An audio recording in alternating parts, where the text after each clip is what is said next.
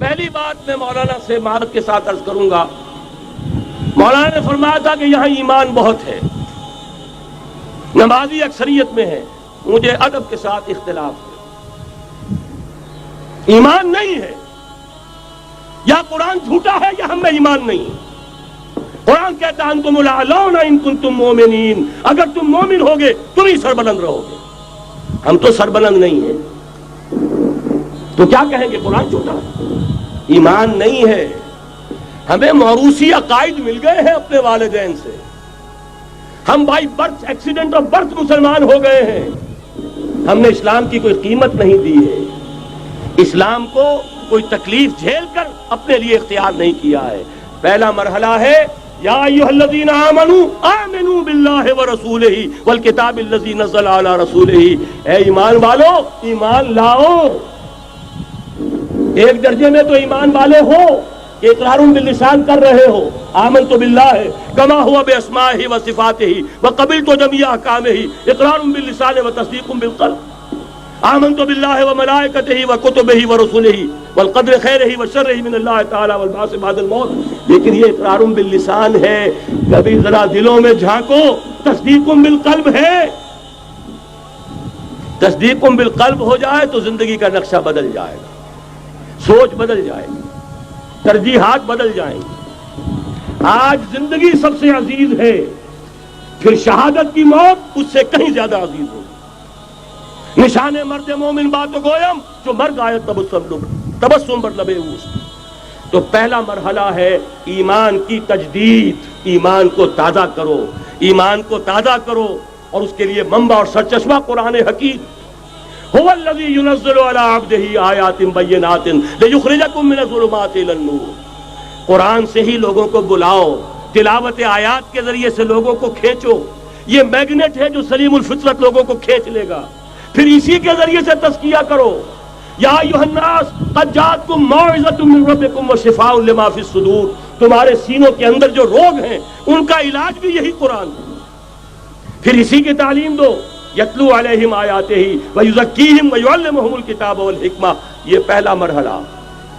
دوسرا مرحلہ جو ایمان اپنا تازہ کر لیں، شعوری طور پر اللہ، آخرت، رسالت، قرآن، محمد الرسول اللہ کی ختم نبوت، اس پر ایمان لے آئیں شعوری طور پر، تجدید ایمان۔ نوٹ کر لیجئے سورہ نساء کی وہ آیت، یا ایھا الذین آمنوا آمنوا باللہ ورسولہ، ایمان لاؤ، اے ایمان والو ایمان لاؤ۔ جو لوگ یہ مرحلہ طے کر لیں وہ بنیان مرصوص بنے بیعت کی بنیاد پر۔ لیکن بیعت کون سی؟ بیعت جہاد۔ یہ جو بخاری شریف میں ترانہ آیا ہے صحابہ کرام کا، غزوہ خندق میں جب صحابہ کدالیں چلا رہے تھے، خندق کھودی جا رہی تھی، تو ان کی زبانوں پر ایک شعر تھا، نحن الذین بایعوا محمدا علی الجہاد ما بقینا ابدا، ہم وہ ہیں جنہوں نے محمد سے بیعت کی ہے جہاد کی، جب تک جان میں جان ہے جہاد جاری رہے گا۔ یہ جہاد کی بیعت، سید احمد بریلوی رحمۃ اللہ علیہ نے پہلے بیعت لی تھی بیعت ارشاد، پھر بیعت لی بیعت جہاد، اور اسے کہا یہ سلسلہ محمدی ہے۔ سلسلہ چشتیہ میں بیعت ہو گئی، سلسلہ سہروردیہ میں ہو گئی، سلسلہ نقشبندیہ میں ہو گئی، سلسلہ قادریہ میں ہو گئی، اب آؤ بھائی سلسلہ محمدیہ میں بیعت کرو، اور سلسلہ محمدیہ جہاد کی بیعت ہے۔ نحن الذین بایعوا محمدا علی الجہاد ما بقینا ابدا۔ اس جہاد کی بیعت سے منظم ایک امیر کا حکم، بایعنا رسول اللہ صلی اللہ علیہ وسلم علی السمع والطاعۃ فی العسر والیسر والمنشط والمکرہ وعلی اثرۃ علینا وعلی ان لا ننازع الامر اہلہ وعلی ان نقول بالحق اینما کنا لا نخاف فی اللہ لومۃ لائم۔ ایک حدیث متفق علیہ، بخاری میں، مسلم میں بھی، یہ ہے وہ اسلامی حزب اللہ کا دستور۔ نمبر 3 کام کیا ہوگا؟ جہاد، جماعت بن گئی جہاد، لیکن جہاد کا پہلا مرحلہ ہے جہاد باللسان، زبان سے جہاد، دعوت، تلقین، نصیحت، اور ان سب کا مرکز و محور قرآن۔ جہاد بالقرآن، جہاد باللسان، جہاد بالقرآن۔ فلا تطع الکافرین وجاہدہم بہ جہادا کبیرا۔ اے نبی آپ ان کافروں کی باتیں نہ سنیے، ان کے کہنے میں مت آئیے، ان سے کوئی اثر قبول نہ کیجیے، اور ان کے خلاف جہاد کرتے رہیے اس قرآن کے ذریعے سے۔ بہت بڑا جہاد 13 برس تک جہاد ہوتا رہا ہے قرآن کے ذریعے سے۔ لیکن اس کے بعد اب مکے میں آ کر، جب اللہ نے مدینے میں آ کر موقع عطا فرما دیا، جب وہاں پر آ کر ایک بیس عطا کر دیا، اب وہاں سے جہاد بالسیف، جہاد بالید کا آغاز ہوا۔ اب طاقت کے ساتھ، قوت کے ساتھ، ہاتھ کے ساتھ جہاد شروع ہوا۔ اس میں آخری بات عرض کر رہا ہوں، آج کے دور میں اس کی ایک شکل تو وہ تھی جو حضور کے دور میں تھی، 313 کے مقابلے میں 1000 یا 4000 3000 آ گئے تھے احد میں، ادھر سے 1000 نکلے تھے، بعد میں 300 چلے گئے واپس، تو 700 رہ گئے۔ آج کا معاملہ کچھ ذرا مختلف ہے۔ نمبر 1 تو یہ کہ جو حکمران ہے وہ خود مسلمان ہے۔ صدام حسین بھی دستی پھیرتا ہوا فوٹو کھنچواتا ہے، کیا کرے؟ بے نظیر بھٹو کو بھی کسی نے آج تک کافر تو نہیں کہا، چاہے وہ کفریہ کلمات کہتی رہتی ہے۔ اسلامی شاعر کا مذاق اڑانے کے بعد اور کون سی کسر رہ گئی؟ لیکن فتویٰ کسی نے لگایا نہیں۔ اسی طریقے سے حسنی مبارک کو بھی کسی نے نہیں کہا کہ کافر ہے۔ لہذا مسلمان ہی حکمران ہے نمبر 1۔ وہاں یہ تھا ایک طرف کافر، ایک طرف اہل ایمان، کلیئر کٹ جو ہے معاملہ موجود تھا۔ دوسرے یہ کہ یہاں سٹینڈنگ آرمیز ہیں، پیراملٹری فورسز ہیں۔ وہاں کیا تھا؟ ادھر بھی والنٹیئر، ادھر بھی والنٹیئر۔ کوئی سٹینڈنگ آرمی، کوئی ٹرینڈ آرمی موجود نہیں تھی۔ 313 بھی والنٹیئر تھے، 1000 بھی والنٹیئر تھے۔ البتہ یہ کہ اسلحہ کا فرق تھا۔ لہذا آج کی دنیا میں معاملہ، اس کی ایک مثال ایرانیوں نے پیش کر دی ہے، اور وہ ہے یک طرفہ جنگ، غیر مسلح، پرامن، منظم احتجاج۔ سڑکوں پر نکل آئیں گے جب طاقت ہوگی کہ اب نہیں چلنے دیں گے اس نظام کو، نہیں دیں گے ٹیکس، نہیں چلنے دیں گے ان بینکوں کو، پکیٹنگ ہوگی، گھراؤ ہوگا، نہیں چلنے دیں گے، سود حرام ہے، اللہ اور اس کے رسول کے خلاف اعلان جنگ ہے، نہیں چلنے دیں گے۔ لیکن اس کے لیے پہلے طاقت ہو، صداقت کے لیے جس دل میں مرنے کی تڑپ، پہلے اپنے پیکرے خاکی میں جان پیدا کرے۔ محمد عربی نے مکے میں نہیں شروع کر دیا تھا جہاد صلی اللہ علیہ وسلم، حالانکہ 150-200 آدمی تو وہاں بھی موجود تھے، لیکن یہ کہ نہیں، آپ حالات، عالم اسباب ہے، اس کا جائزہ لے کر کوئی قدم اٹھائیں گے۔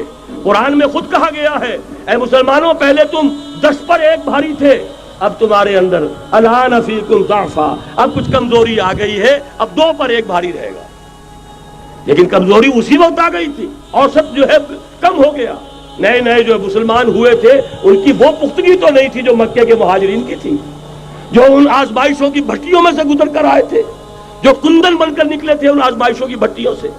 لہذا جان لیجئے آج کے دور میں جہاد بالید، یک طرفہ جنگ کی صورت میں ہوگا، اور اگر ایرانیوں نے کر کے دکھا دیا تو ڈوب کر مر جانے کا مقام ہے سنی مسلمانوں کے لیے کہ وہ نہ کر سکتے۔ جب بھی میں بات کرتا ہوں کہتے ہیں یہاں نہیں ہو سکتا، کیوں؟ یہاں کوئی صاحب ایمان نہیں، یہاں کوئی صاحب غیرت نہیں، کوئی صاحب حمیت نہیں۔ میرے نزدیک جھوٹ ہے۔ جانے دینے کے لیے تو نظام مصطفیٰ میں بھی آ گئے تھے، نام نہاد نظام مصطفیٰ تحریک، ہر جس نظام مصطفیٰ تحریک نہیں تھی، وہ صرف بھٹو کے خلاف ایک تحریک تھی، ورنہ ولی خاں ہو، پیر پگاڑا ہو اور اصغر خاں صاحب ہو، یہ نظام مصطفیٰ کے ماننے والے، قائم کرنے والے، وہ صرف بھٹو کے خلاف تحریک تھی۔ لہذا اس میں بھی مسلمانوں نے جانیں دے دی۔ تو اب آپ سوچئے کہ پھر کوتاہی ہماری ہے، ہم نے راستہ ان کے سامنے رکھا نہیں، بات واضح کی نہیں، لوگوں کو عمل کے لیے ابھارے، راستہ بھی تو دکھائیں۔ نمبر 1، ایمان کی تجدید بذریعہ قرآن۔ وہ جنس نہیں ایمان جسے لے آئیں دکانیں فلسفہ سے، ڈھونڈے سے ملے گی عاقل کو یہ قرآن کے سیپاروں میں۔ مولانا ظفر علی خاں کا ایک شعر پہلے پڑھا تھا میں نے کہ نور خدا ہے کفر کی حرکت پہ خندزن، پھونکوں سے یہ چراغ بجھایا نہ جائے گا۔ انہی کے شعر پر تقریر ختم بھی ہو رہی ہے۔ ایمان کا منبع اور سرچشمہ قرآن۔ وہ جنس نہیں ایمان جسے لے آئیں دکانیں فلسفہ سے، ڈھونڈے سے ملے گی عاقل کو یہ قرآن کے سیپاروں میں۔ تجدید ایمان بذریعہ قرآن، اجتماعیت بذریعہ بیعت، بیعت جہاد بیعت سم و طاعت فی المعروف۔ نمبر 3، جب تک طاقت کافی نہیں ہے جہاد باللسان، کہو تو صحیح یہ فحاشی خدا کے لیے ختم کرو، کہو تو صحیح اخبار والوں سے جا کر ہاتھ جوڑ کر یہ کیا تم رنگین تصویریں شائع کرتے ہو نوجوان لڑکیوں کی، یہ کون سا تمہیں ثواب ہو رہا ہے، تم نے کس چیز کو ذریعہ بنایا ہے اپنی کمائی کا اور اپنی دولت کے حصول کا، کہو تو صحیح، نہ سنے۔ بہرحال اللہ تعالیٰ کے ہاں تمہارے کہنے کا یہ جو نہی عن المنکر باللسان ہے تمہیں تو اجر و ثواب ملے گا۔ اور جب طاقت اتنی ہو جائے کہ ٹکر مول لینے کی پوزیشن میں ہو تو نکل آؤ، گھیراؤ کرو۔ شیعوں نے پاکستان میں بھی کر کے دکھا دیا، 50,000 نے جا کر سول سیکریٹریٹ کا گھیراؤ کر لیا۔ ابھی ماشاء اللہ جوان تھا، بوڑھا نہیں ہوا تھا، کل 3 برس،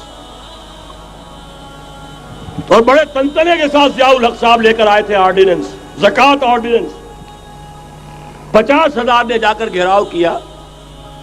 اگر ہمیں کمٹمنٹ نہیں دو گے کہ ہمیں ایگزمپٹ کیا جائے گا، نہیں اٹھیں گے، مارو گولیاں، مارو جتنوں کو مارنا۔ چیف مارشل اللہ ایڈمنسٹریٹر کی ناک رگڑی گئی زمین میں، کمٹمنٹ دی کہ جی میں آپ کو کر دوں گا، ایگزمپٹ کر دوں گا، وعدہ ہے، تب اٹھے۔ یہ ہے راستہ کام کرنے کا، یہ ہے طریقہ، لیکن تنظیم ہو، موب نہ ہو۔ ایسا نہ ہو جو ہوا مالاکنڈ میں، بیچارے صوفی محمد صاحب کہتے ہیں میں نے تو کسی کو گولی چلانے کا حکم دیا ہی نہیں، یہ گولیاں ویسے چل پڑی، اور اس کے بعد ایک ایک مورچے پہ جا کر ہاتھ جوڑ رہے ہیں امیر صاحب کہ خدا کے لیے باہر نکلا اور نہیں آ رہے۔ یہ نہیں، سم و طاعت فی المعروف، جو حکم دیا جائے، حکم ہو حرکت کرنے کا تو حرکت کرے، اور حکم ہو رک جانے کا تو رک جائے۔ اگر یہ نظم جماعت نہیں ہوگا خیر وجود میں نہیں آئے گا، قربانیاں ہوں گی اور ضائع جائیں گی۔ چنانچہ ایک اخباری انٹرویو کی روح سے انہوں نے خود کہا یہ جانیں جو ہے شہادت کی نہیں ہے، جانیں ضائع گئیں۔ حالانکہ مجھے اختلاف ہے، اس کو کہنا یہ چاہیے تھا کہ جس نے بھی خلوص میں اگر غلطی کی ہے بہرحال اللہ کے ہاں اس کا اجر و ثواب محفوظ رہے گا، جان دینا آسان کام نہیں ہے۔ لیکن یہ ضرور ہے کہ نظم کے بغیر دی گئی ہے اس کا دنیا میں نتیجہ نہیں نکلے گا۔ تو یہ میں نے عرض کیا آپ سے 4 نکات: تجدید ایمان بذریعہ قرآن، اجتماعیت بذریعہ بیعت جہاد اور بیعت سم و طاعت فی المعروف۔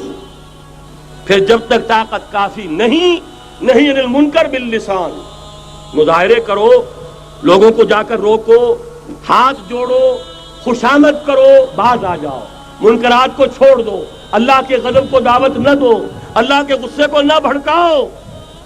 لیکن جب طاقت کافی ہو جائے، منظم جماعت جو جانے دینے کے لیے تیار ہو، جو اپنے سینوں پر گولیاں کھانے کو تیار ہو، پھر میدان میں آئیں گے، پھر کہیں گے یا یہ منکرات نہیں یا ہم نہیں، یا تخت یا تختہ، اس کے سوا تیسری بات پھر کوئی نہیں ہوگی۔ اور اس کے لیے یہ ون سائیڈڈ وار، یک طرفہ جنگ ایرانیوں نے کر کے دکھا دی، ہلکی سی جھلک ہمیں بھی پاکستان میں دکھا دی۔ اب بھی اگر ہم کہیں کہ ہمارے سامنے راستہ نہیں ہے تو یہ سوائے اس کے کہ اپنے آپ کو، وہ جو اقبال نے کہا پتہ نہیں نام کیا ہے اس کا، خدا فریبی کے خود فریبی، عمل سے فارغ ہوا مسلمان بنا کے تقدیر کا بہانہ۔ راستے تو صاف ہیں، نشانات راہ بھی اب تو سامنے موجود ہیں، اگر اس کے باوجود ہم حرکت نہیں کرتے تو سارا قصور ہمارا اپنا ہے۔ جو باتیں میں نے عرض کی ہیں، اب ظاہر بات ہے ایک تقریر میں نے بہت سا مواد جمع کیا ہے، میری کتابیں ہیں، میرے کیسٹس ہیں، ان سب کا جو ہے اب جس کے بھی دل میں کوئی جذبہ ابھرا ہے، اس جذبے کو بہت قیمتی سمجھیے، جس کے بارے میں اقبال کا ایک خوبصورت شعر ہے: آرزو اول تو پیدا ہو نہیں سکتی کہیں، اور ہو جائے تو مر جاتی ہے یا رہتی ہے خام۔ اس لیے کہ یہ ماحول ایسا ہے، یہاں بری آرزویں پروان چڑھتی ہیں، دولت کی آرزو، شہرت کی آرزو، جائیداد کی آرزو اور اقتدار کی آرزو، لیکن یہ کہ کبھی دینی اگر جذبہ ابھرتا بھی ہے تو ماحول اسے غذا نہیں دیتا، آکسیجن نہیں ہے، وہ پودا مرجھا جاتا ہے۔ لہذا جس کے دل میں بھی وہ جذبہ ابھر آیا ہو اس کو مضبوطی کے ساتھ اس لمحے کو امر بنا دیجئے۔ ہندی میں الف لگانے سے برعکس ہو جاتا، مر امر، تل اٹل، امر بنا دے اس کو، یہ ہمیشہ کا ہو جائے۔ کہ اب اس پر عمل کا آغاز ہوگا، اور عمل کے آغاز کے لیے مزید اگر آپ کو سمجھنے کی ضرورت ہے، جیسا میں نے عرض کیا ہے، کیسٹ سے کتابیں ہیں، ہمارے دفاتر ہیں، یہاں قریب آپ کے جو ہے وہ دفتر موجود ہے، وہاں سے لیجئے، عاریتاً لیجئے، خریدیے، پڑھیے، گفتگو کرنی ہو، میں اسی شہر لاہور میں رہتا ہوں، آئیے، بات کیجئے، سمجھیے، سمجھائیے، لیکن یہ کہ ایک عزم تو کر کے اٹھیے۔ وہ عزم کیا ہے؟ قل ان صلاتي ونسكي ومحياي ومماتي لله رب العالمين لا شريك له وبذلك امرت وانا اول المسلمين اقول قولي هذا واستغفر الله لي ولكم ولسائر المسلمين والمسلمات۔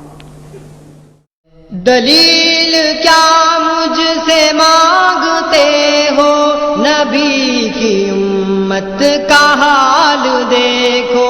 دلیل کیا مجھ سے مانگتے ہو، نبی کی امت کا حال دیکھو۔ قدم گھروں سے نکالنے کا، قدم گھروں سے نکالنے کا جواز